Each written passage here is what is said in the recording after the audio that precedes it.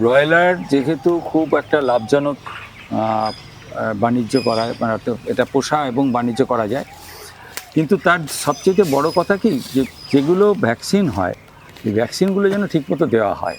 অর্থাৎ প্রথম দিন আসার পর 4 দিন থেকে 8 দিনের ভেতরে তাদের কিন্তু F1 বলে একটা ভ্যাকসিন আছে, যেটাকে অ্যাকচুয়ালি আমরা F1 বলি, কিন্তু ওটা হচ্ছে এনডিভি এফ স্ট্রেন ভ্যাকসিন।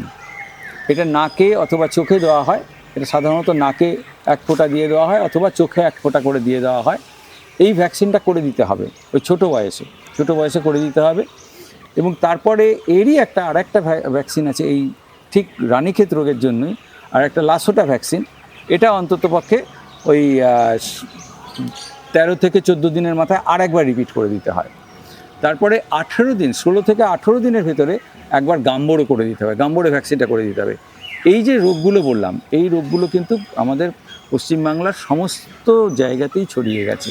অর্থাৎ এই দুটো থেকে কিন্তু আমাদের খুব সাবধান থাকতে হবে এবং এই ভ্যাকসিনগুলো কিন্তু আমাদের করে যেতেই হবে। অর্থাৎ রানীক্ষেত রোগের ভ্যাকসিনটা করতে হবে এবং গাম্বড়ো রোগের ভ্যাকসিনটা করতে হবে। এই দুটো রোগের ভ্যাকসিন করলে পরে দেখা গেছে যে পাখি খুব ভালো থাকে এবং সেগুলো বাণিজ্যকরণ হয়তো 39 থেকে 40 দিনের ভেতরে, তার ভেতরে বিশেষ আর কোনো রোগ হয় না।